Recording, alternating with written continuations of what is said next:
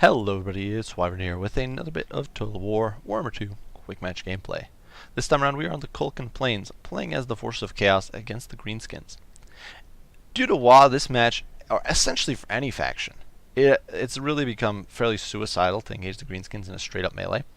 It's become incredibly difficult, and very few factions can manage it. And I found that even Chaos, you will often struggle. If your opponent manages to get a good engagement or just a solid frontline connection, you're essentially going to lose, because Black Orcs rated up with WoW are going to be able to crump even through Chosen relatively effectively, especially if Wurtzag is on the field. Because of course he does provide a mini WoW effect whenever he casts spells. He can also provide the Here We Go buff, Fists of Gork, all that sort of stuff. So what I've been trying to do, and I've been experimenting with more and more, is this sort of gimmicky, kitey, harassing build. So, very unchaosy. For our core here, it's actually very light, all things considered. 3 units of Chaos Marauders, slightly chevron up with spare funds, as well as 2 units of Chosen. So essentially just holding force, anchor units, to buy time for the rest of the army to do work. Now what is the rest of the army? Well, we do have a single unit of Warhounds because I had some spare change and was looking to do some backline to Resurrection. I kind of expected a handful of Archers, or perhaps some Skirmish Cav, something like Mokros and Meiji Marauders. I figured, you know, Chaos Warhounds with Poison, good pick. On either end, we do have Marauder Horsemen. On one end, Marauder Horsemen with throwing axes to deal with large armored targets, or armored targets in general. On the other end, Marauder Horsemasters and Marauder Horsemen, mostly to chip away at light cavalry to deal with enemy skirmishers and that sort of stuff, as well as dishing out some hurt to units such as the Black Orcs. Finally, we do have our main sort of strike force meant to be very mobile and dish out a lot of hurt. 2 Gore-Beast Chariots as well as Chaos Knights with Lances. So, trying to essentially take advantage of cycle charging and make my best use possible of micro and outflanking and outmaneuvering my opponent rather than engaging him in a straight up fight. The final key to this build is like this Chaos Sorcerer of Fire, who does have a Fireball. He does have Cascading Fire Cloak as well as Piercing Bolts of Burning, so it's damaged spells to deal with heavily armored troops such as Black Orcs. With defensive buff to keep your troops in the fight, and Fireball to try to snipe out enemy lords or heroes. Unfortunately, my opponent here caught me by surprise a little bit. He brought Grimgor, who, if you watch anybody's commentary on him, is considered one of the worst lords in the game. I am actually definitely of this opinion as well. I don't disagree. But in this situation where I've brought this very kitey build and have this intention to somewhat gimmicky, it plays in a somewhat gimmicky fashion and try to snipe my opponent's lord out, Grimgor, the fact that Grimgor has very high armor is actually going to make him very hard to snipe with a fireball, and you can see the damage here is minimal. It's about 200 damage despite Kindle Flame being active.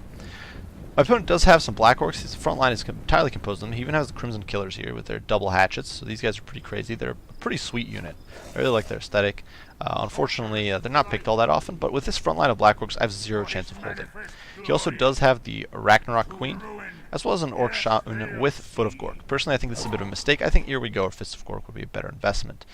Since you only get 1 WoW probably before the frontline fight is going to be decided, I think having more melee buffs is good. A single unit of the AP Cloonies, the Night Goblins here, are providing a bit of an unbreakable anchor, and a single anti-large option here is provided with the Orc Boardway Big Guns.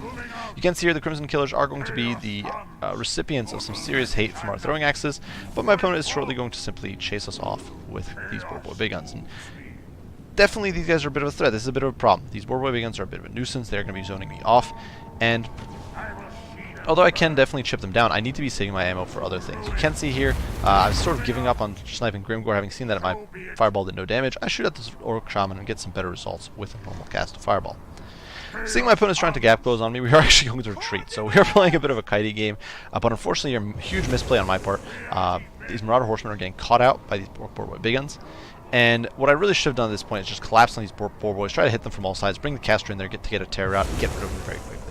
Instead, I'm going to do here is try to kite them out, try to draw this out, and it's actually going to cost me very dearly. Elsewhere, you can see also there are definitely being some distractions with micro-wise. These Night Goblins, I've finally spotted them. I actually hadn't seen them until now, so the Warhounds here getting slightly intercepted and definitely not doing as much as I would have liked. Elsewhere, you know, the Chaos Sorcerer of Fire is still chipping away. I'm not entirely sure what hit him there. I think it's the Ragnarok Spider. We do think of charging in with the Gore-Beast Chariots a little bit, but then think better of it and pull back.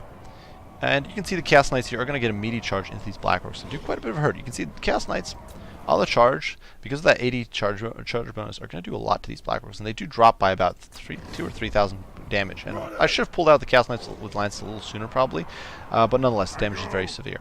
Elsewhere, the Gore-Beast Chariots are piling through the Black Orcs and doing quite a bit of hurt, and my opponent is overextending a little bit with his Ragnarok Queen. She's definitely way far ahead. while these Gorby's trades are running amok among these Black Orcs, doing a lot of damage.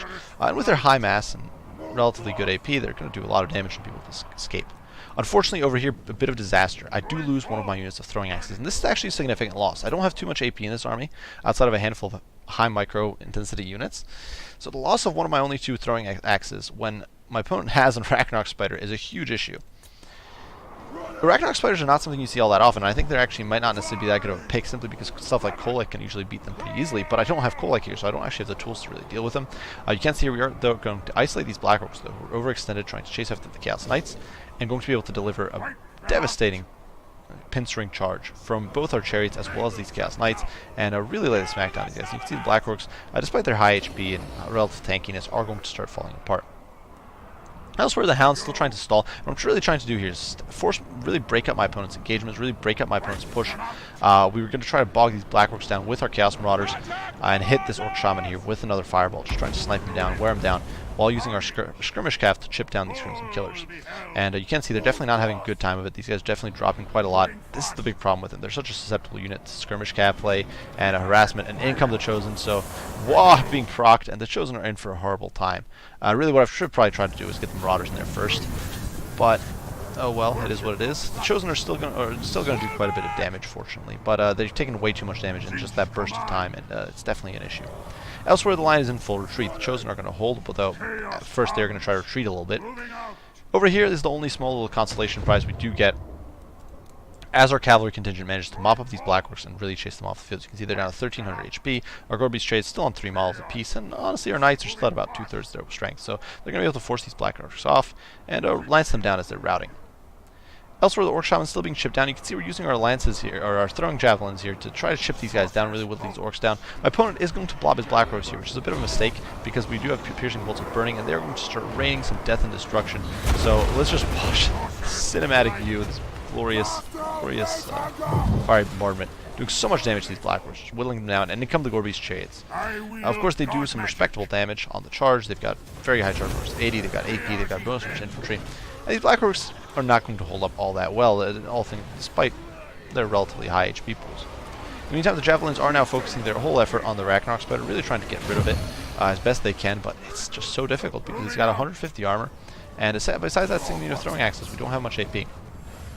Gore-beasts here are going to extricate themselves, though. They're once again pulling away. The problem is, of course, that the Gore-beasts are rather vulnerable to their Ragnarok. Over here you can see the Orc Shaman is going to get smooshed in the face by another Fireball.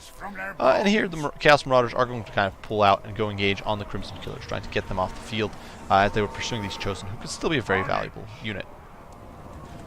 The fight, as you can see, still has quite a ways to go. You can see Grimgore running amok here with standing ground going down, which is going to be huge, making my troops much less effective. You can see that Ragnarok is still very healthy, despite our best efforts to put her down. And although the Gore-beast chariots are trying to push through, they are definitely starting to take a bit of hurt. You can see these guys down to about half HP. These guys probably under half. And although we will be able to take some of these troops down, it's definitely coming at a high cost. Single unit of Black Orcs, even with these Black Orcs out the field, there's still over half HP unit of Black Orcs over here, about a quarter HP there. The Ragnarok Queen over here with about, I don't know, 2/3 of her HP. Baseline is 6,800, so yeah, about 2/3 ish. And Grimgore is still around, and Grimgore is basically on full HP, popping Gitsnake, being a beast, and destroying my troops left and right. Over here, the Spider Hatchlings being an absolute menace, once again, also zoning away my troops, and this is really frustrating to deal with, trying to deal with the Spider Hatchlings. I really need to be more on top of micro, but I just have had so many things to try to control. Gore-beast chariots, Marauders, the Chosen trying to come back in, just trying to bog these orcs down, buy myself some time, try to isolate my opponent's troops and get rid of them. Over here, the Knights will get a meaty connection on the Chaos Knights with Lance, or on the Gobos. And you can see the Gobos here just trying their best, but really, what can mere Gobos do against such shiny bits? And you can see the Chaos Knights with Lances, still on 16 models, are just going to keep riding around and doing whatever the heck they feel like. They've actually gained a chevron in the course of this battle, and they've been doing rather well. Gore-beast Chariots are going to go for another pass, and you can see they're going to start taking some damage. The Black Orcs are one of the highest massive, I actually think the highest mass unit in the game, or infantry unit in the game, and they're actually going to be able to start dragging these Gore-beast Chariots down. You can see these guys down to 3 models, these guys over here also on 3, but shortly we are going to start losing some models. You can see this guy over here a bit caught out, and that's going to start being a problem. These chariots losing models is always pretty bad, pretty big blow. Perhaps it's not at this point. I know we eventually lose some follows, and that's going to be rather bad. Now here I make a huge misplay. I charge my knights in thinking I'm going to get a nice charge, not realizing that Wa is back up. So my knights are suddenly plowing into a suicidal charge and getting completely annihilated. And this was an absolute disaster. They're poisoned. Wa's proc, which puts the Black Orcs up to 36 speed, which means these knights will not be able to extricate themselves at all. And essentially, all of these guys are going to get slaughtered. These guys are down to 4 models or so, and they're just not able to get anything done. Elsewhere, the Javelins and the Harass is working on the Spider, but unfortunately ammo is starting to run low, and this is going to be an absolute disaster for us. Because once ammo is gone, we don't have our axes anymore. Whittling down the Ragnarok Queen with chariots and a Lord on a Manticore is not really the way to go. That said, these Black Orcs are badly whittled down. You can see the Gore Beast chariots are going to make a nice pass here, taking advantage of their very high mass, and piling through and doing quite a bit of work, hurting these Black Orcs, and doing quite a bit. What I should have really done here, and I did not do, is use my Javelins to damage these Black Orcs. And the reason being is that if you shoot an enemy, they take a penalty for being under skirmish fire, and that would have been a huge boon here. But unfortunately, I don't do that, and so pay for it, and I actually lose a unit of a Gore Beast model here. Elsewhere, though, you can see we're still chipping away at this Ragnarok Queen, still trying to bring her down. As the Shades continue to cycle charge the Black Orcs, running around Grimgore, basically trying to avoid the big boy, because if he lands a hit, we are completely screwed. So the Black Orcs are finally going to be routed, and this is going to be a bit of a win. We're going to fast forward here a little bit, as we're trying to avoid these Spiderlings. The Spiderlings, of course, very fast, 76 speed with poison, so if they're able to snag our guys, they're going to be actually able to keep up. But finally, the Ragnarok Queen is starting to go down. She is down to about 2k HP. She's exhausted, so her armor is probably sitting at around 100 rather than the nominal 150. And our Chaos Sorcerer is actually very good, very well off on as far as HP and okay, as far as HP goes, but very well off as far as exhaustion goes. Is actually going to be able to take a few nibbling bites here out of the Ragnarok Queen and really whittle her down. Unfortunately, he's being poisoned by her, but still, we get some good damage in there. She's exhausted. We're whittling her down. My opponent is not able to escape, so definitely some good stuff. And now it's mop up. Now it's very important to use our Gore Beast to try to run these Black Orcs down, get these peripheral troops chased off the field. And it's going to be a bit of a fast forward here, that a necessary fast forward here. These Chosen are once again going to come in and try to deal with these last few Night Goblins, try to do some damage into the Ragnarok, bog Grimgore down. But finally, we've got our last 2 projectiles here. You can see the last 5 rounds of ammo there, and we are doing our very best to whittle down the Ragnarok Queen. You can see she's down to 800 HP, but really not just doing quite enough. But we will get a nice little recharge here. You can see we're actually bringing the Gore Beast in melee against the Spider, which is not where they want to be. You can see the tiny little chips of damage going down, and we're actually going to be able to force the break the Ragnarok Queen, which is huge. Even at 400 HP, she could have been an absolute menace, but here the Marauder Horsemen or Horsemasters are going to get put into melee mode and chase her off the field. Elsewhere, we're going to start whittling down Grimgore, and this is going to be a bit of a protracted game. You can see we're going to take the Gore Beast out here to go take down the Black Orcs. Not much to say there. These Greenskins are forced to run away, and over here we are going to start whittling Grimgore down. So my opponent is forced to sit here and take it in the face. A bit on chivalrous perhaps, but I didn't want to make use of all of my ammo before ending this. Playing perhaps a little suicidally here, we are going to drop in with our Chaos Sorcerer Fire, diving in. He pops kids thinking all these buffs, so we're simply going to waddle away before we can get a nice return swing. But at this point, we are out of ammo, so it is a bit of a close battle in the sense that my opponent potentially still has quite a bit of damage he can do with the Grimgore, but we are going to start getting surrounded here. The Marauder Horsemaster's coming in hot. He does still have Gitsnick active, which I probably should have waited for it to deactivate. But the Marauder Horsemasters are now in there. They're being buffed by Cascading Firecloak. Grimgore does not have very good melee defense at all at 38, and we're going to be able to start really whittling this guy down. And finally, my opponent's army is going to suffer army losses, and the big man is going to flee. So, Pyrrhic victory for the Forces of Chaos, and a very drawn-out, very lengthy match. I can already feel my throat getting sore just from covering this, but I think. And I might be wrong here, and it might just be due to inexperience with this matchup. I don't play a lot of Chaos, and I don't actually play that much Orcs either. But I think it's difficult for Chaos, even Chaos, which is supposed to be the melee infantry faction, to win against Black Orcs. You don't have any tools to reset the cooldown on Wa. Black Orcs are pretty darn cheap, compared to Chosen especially, and if they can get a good burst, you saw just how fast those Crimson Killers, for example, just hacked their way through a unit of Chosen, and Chosen, of course, have very high melee defense.